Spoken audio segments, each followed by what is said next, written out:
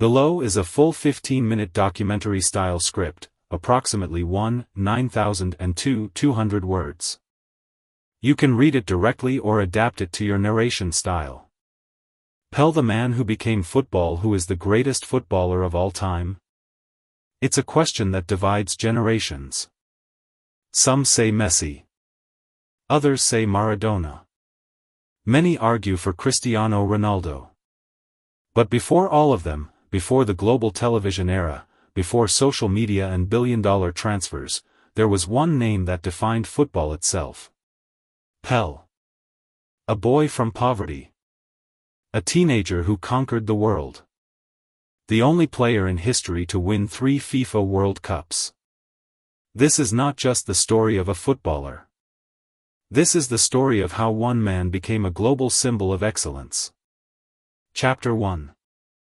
A childhood without luxury. Pelé was born as Edson Arantes do Nascimento on October 23, 1940, in Três Corações, Brazil. Brazil at that time was a country full of passion for football, but also full of poverty. His father, João Ramos do Nascimento, known as Dondinho, had been a promising footballer. But a serious knee injury ended his career early. The family struggled financially. Young Pelé didn't grow up with expensive boots or perfect pitches. He played barefoot in the streets. Sometimes he didn't even have a real ball. He and his friends would stuff paper and rags into a sock and tie it tight. That was their football. But talent does not need luxury. From an early age, Pelé showed extraordinary control, balance, and awareness. His father trained him carefully, correcting his mistakes, teaching him discipline. By the age of 13, it was clear. This was not an ordinary child. Chapter 2. Santos and the rise of a star. At just 15 years old, Pelé joined Santos FC. Within months, he was scoring goals regularly against experienced professionals. He wasn't just talented.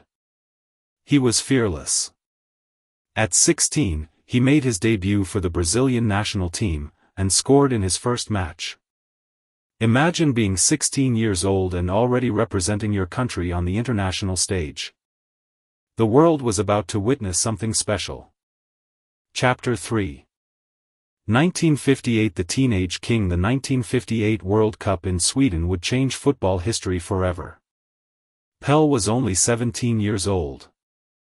Initially, he did not start the tournament due to injury. But when he entered the lineup, everything changed. In the quarter-final against Wales, he scored the only goal of the match. In the semi-final against France, he scored a stunning hat-trick. And in the final against Sweden, on their home soil, Pelé scored 2 unforgettable goals. One of them became iconic.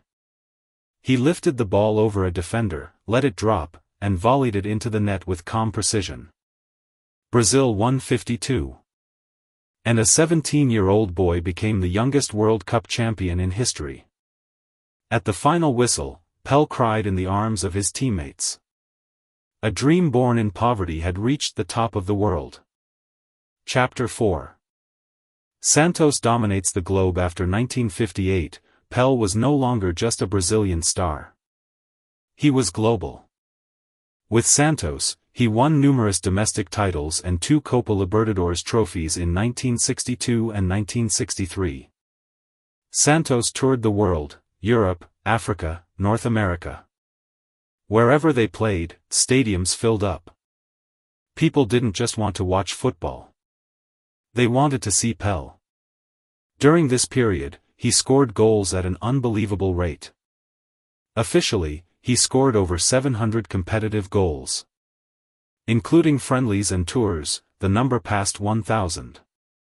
In 1969, he scored his 1,000th career goal, a penalty at the Maracanã Stadium. The entire country celebrated. Few athletes in history have ever united a nation the way Pelé did. Chapter 5. 1962 and 1970. The record that lives forever. Pelé won his second World Cup in 1962 in Chile.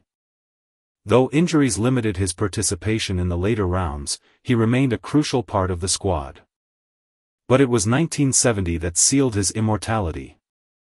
The 1970 Brazilian team is often called the greatest football team ever assembled. And Pelé, now experienced and mature, was its leader.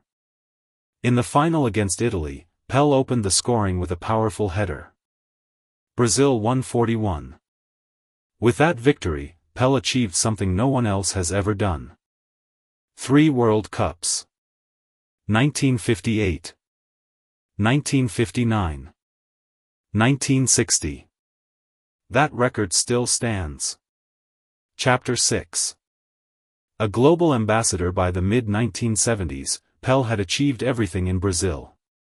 But his mission wasn't finished.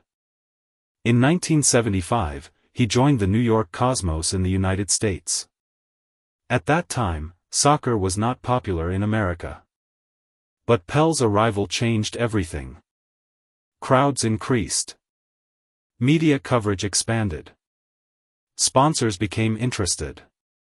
He helped build the foundation of modern soccer in the United States. Even after retirement in 1977, his influence remained. Chapter 7. Beyond football, Pelé became more than an athlete. He met presidents and world leaders. He worked with humanitarian organizations. He was named a global ambassador for sport. In Brazil, he was known as O Rei, the King. For millions, he represented hope, proof that a poor child could rise to global greatness. Chapter 8. The debate across generations. Football evolved. Diego Maradona inspired Argentina. Zinedine Zidane dominated Europe. Lionel Messi redefined creativity. Cristiano Ronaldo embodied discipline and power. Each generation has its hero. The debate over the greatest of all time continues endlessly. But Pelé's achievements remain unique. 3 World Cups. Over 1,000 goals. A global cultural symbol. He didn't just win. He transformed football into a global spectacle. Chapter 9. The final years. In his later years, Pelé faced health challenges. But he remained connected to football and to his fans.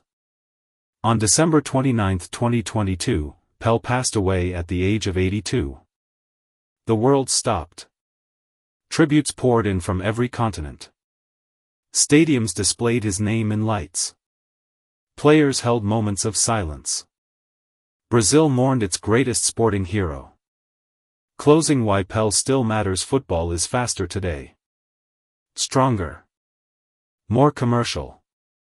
But legends are not measured only by statistics. They are measured by impact.